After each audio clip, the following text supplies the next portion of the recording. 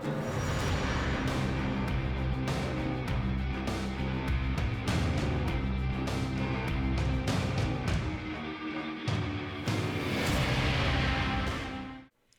happening, everybody? Today I wanted to bring you a deck that is pretty much aggro throughout, but it's got a lot of weird tricks and a lot of funny business that's going on with this one. So I want to share the deck, play a game or two with it, and see what you guys think. So the deck is really based off of ephemeral and elusive units between Shadow Isles and Ionia. So let's jump right into the deck.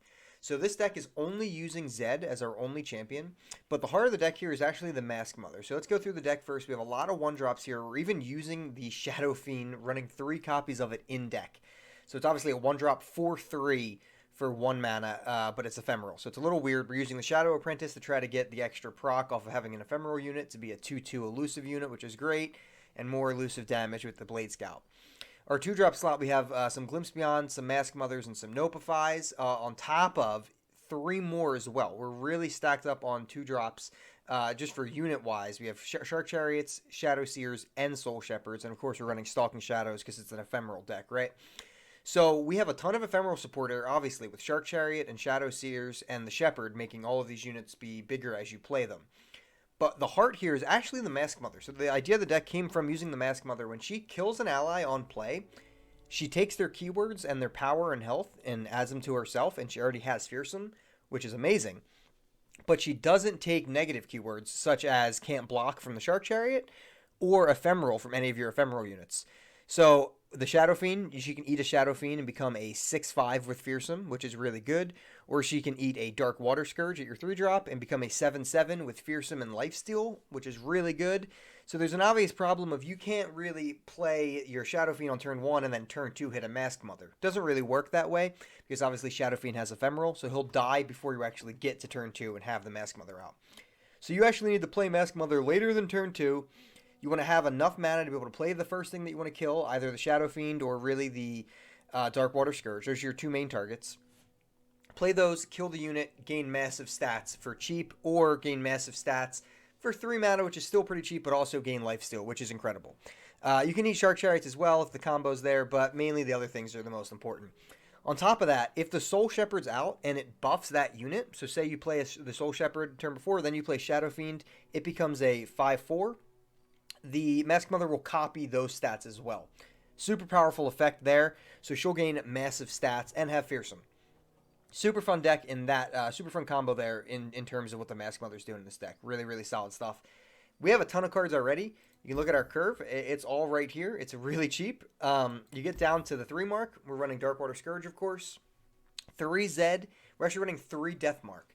So in this type of deck, you know, if you're running Dark Water Scourge, you want to get a lot of use out of them. One use, obviously, like we just said, is the Mask Mother. Another use is death marking his ephemeral onto one of your opponent's important units. And then in that case, you actually have a 5/5 for 3 with lifesteal on the board permanently, which is great. And the third use would take us to the last card, which is just the Harrowing. So if you just need it to die and play, just so you have a strongest ally killed, that's great. And then when you Harrowing, you'll get massive octopuses back, which is great. Only champion here we're using is Zed. He adds a lot of power to the rush style of the deck. He has another ephemeral unit that he's summoning, which can get buffed by Soul Shepherd, but also trigger Shark Chariots coming out. So it's a mix of elusive and ephemeral damage getting blasted through. So there's a lot of flex cards I want to talk about first, and then I'll go through some of the more mulliganing style tips as we go. So flex cards, I mean, obviously first up's got to be Hecarim, right? We're running an ephemeral deck. We could run Hecarim. We have a lot of ephemerals attacking. Hecarim could fit into this deck. He's a little bit clunky in a sense because we actually don't really want to spend 6 mana on a unit that late. If it's turn 6 or 7, our play should just be Harrowing and try to finish the game. We just want to finish the game out. I've played a lot of games with this deck that had Hecarim in it, and they all feel super clunky. He's a great unit. It's great when he actually gets casted with Harrowing as well or resummoned, but in a sense, he can just clog up the hand, and we really want to rush. We want to be quick and smash face as quick as possible, and I haven't found like he was quite as useful as I wanted him to be, so he is not making the cut as of now. Obviously has to be mentioned here. As you go through more, there are a lot of other cards. We have units that are going to die, so Bark Beast would be good, but we're stacked on 1-drops already.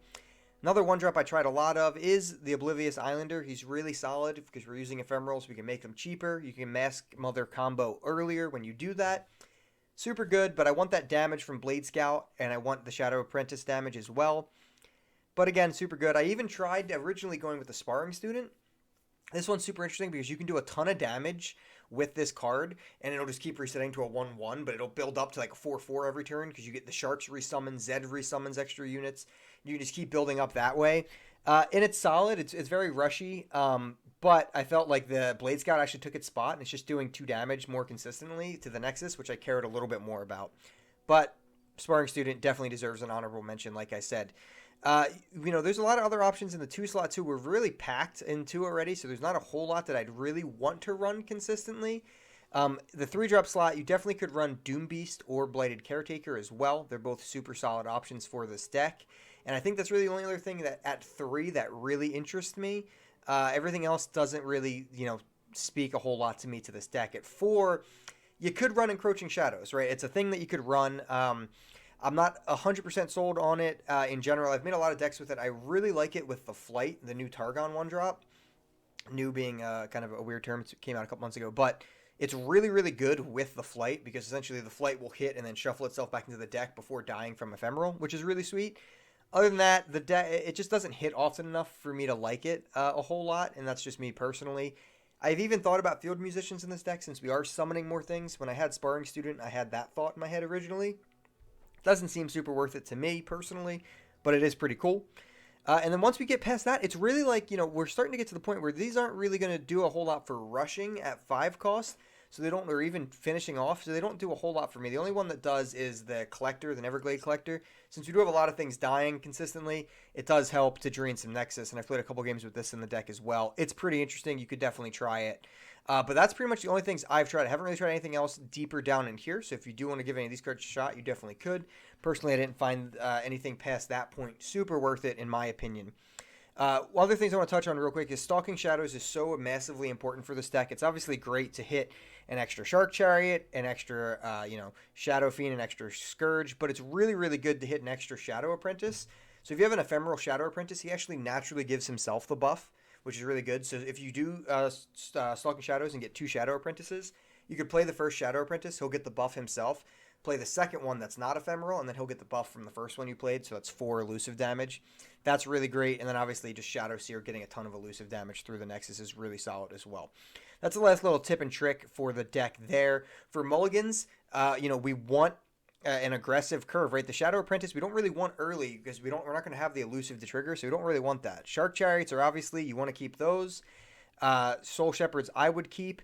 I would keep the Navari Blade Scout for sure. If you have a Mask Mother, you could keep a Shadow Fiend as well, and you probably want to keep Zed. Those are the keeps that I think, and you can definitely keep a Silent Shadow Seer as well to deal damage that way. But our whole goal here is just to try to rush them down, burn a ton of damage off, and then win the game that way. Alright, so let's jump right in here and get a game going with this Ephemeral Aggro deck. Hopefully we can show you some cool Mask Mother plays. Looks like we're going to go against some more Ephemeral units. So we got a little Ephemeral on Ephemeral action here. Trying to be the biggest tongue twister of them all.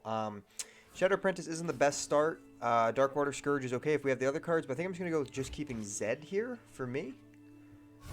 Not a terrible mulligan. I don't really want to play that turn 1. That's more of a combo piece for Mask Mother or for Death's Mark, so we won't drop that yet. We're just going to drop Soul Shepherd here on 2. Which is pretty solid. We have a lot of options here. We could go Silent Shadow Seer into Shadow Fiend even, or Silent Shadow Seer into Blade Scout. We could also just drop Zed. I think I'm just going to go with Zed here. Guessing their 3-drop could also be Zed. Darkwater Scourge works as well. So I'll pass. If he death marks, then obviously we attack. So he's getting Zed down. So we'll send Zed. Start doing some damage to this. Would have been nice to have Notify there if we had mana, but obviously we don't. He could just take this. Zed won't even level because he's ephemeral, so he could just straight take this damage. I think that's what he's going for. We got our own death mark though, which is kind of nice.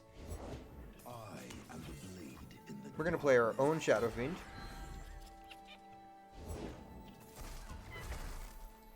We're going to Death Mark right off the bat here.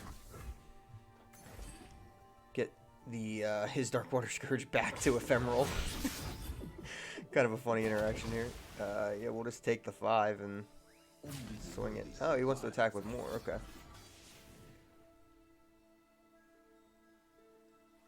Looks like he wants to attack with everything, perhaps? Alright, he is sending it all. I think I'm just going to block this, go down to 9 health, which isn't the best feeling, but it cleans his board up the most, so I'm going to go for that for now. Might be able to find our own Darkwater Scourge with Stalking. That would be great. We'll just pass, we'll keep this in our hand. We do need some units here. Another Soul Shepherd's not bad. I think I'll actually just go for the second Soul Shepherd and just establish a board.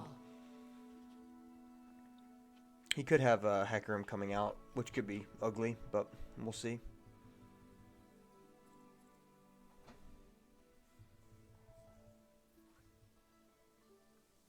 He's got 5 mana, so he's got down to 3 now, so probably have 1 unit to deal with.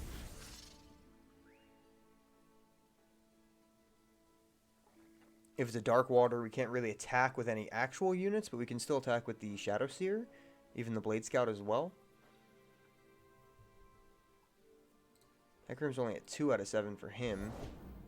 Alright, so he's going Zed again, which is interesting. We're going to go with Blade Scout as well. Here I'm going to send all 3, actually. So if he just wants to block with the 3/3, that's fine. I don't have good trades into that with my Soul Shepherd, so we should get that block out. Get a bunch of damage through. If he just plays straight up Hecarim, I might be able to survive. I mean, I should be able to survive with 9 damage. We also might be able to get something nice with Stalking Shadows ourselves. So if he just goes Hecarim, I can Stalking into something. If not, I could even play a Shadow Seer. So yeah, so we're going to try to Stalking here. So we're going to take the... I think I'm going to take the Shadow Seer myself here. So the Shadow Fiend has the most health. So he would be the biggest beefy block. You know, we'll go with Shadow Fiend here. We'll play that. So he's a pretty thick block. So he can attack, but we have some pretty good defense options if he does. So he's going for the attack. So these can both, he's got no mana, so we don't really have to worry about any tricks. So we can get 2 even trades there. We'll go here, and we'll chump that as well. So decent block here. Not a bad thing. We're going to save the Shadow Apprentice so we can play our own Ephemeral unit first. We're going to try to put some pressure on him. If he has like a Rekindler or something, it definitely starts to get a little sketchy. So we'll go with the other Shadow Fiend.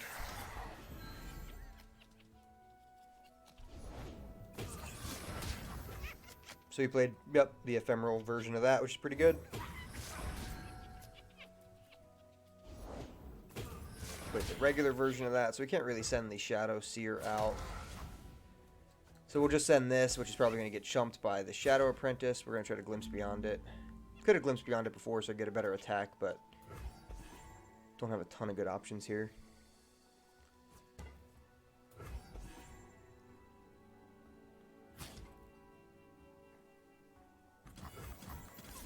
We're going to go for the Glimpse. See what we pull out. Right, he's going to Nopify. I'm going to try to Nopify his Nopify. Try to get this Glimpse off. Could be big. He's down to 3 cards. I mean, if he has another Hecarim or if he has Rekindler or Harrowing, I don't think we can really survive unless I see a Darkwater Scourge, which, no, it's possible. And a Mask Mother. It's not bad. Not terrible. He does have an elusive blocker now, which is pretty annoying, because a lot of times this deck does rely on trying to get through with elusiveness. Looks like he's just attacking. Yeah, so we're just going to straight block. Not the best thing, but don't really want to go down any further on health.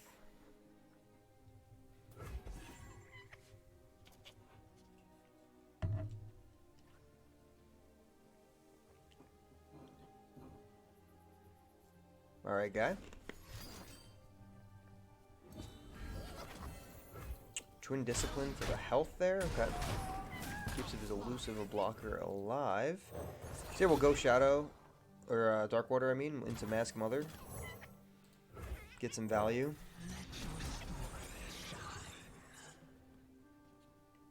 Nice little 7/7 with lifesteal is pretty good. We're going to Stalking here just because we have the mana. And Shark Chariots are really good. We can start going wide with those, which could be solid. So I'm going to play one of those now so it dies. Play the other one on my turn. So we can start trying to get around and go wide into something. See how that works out.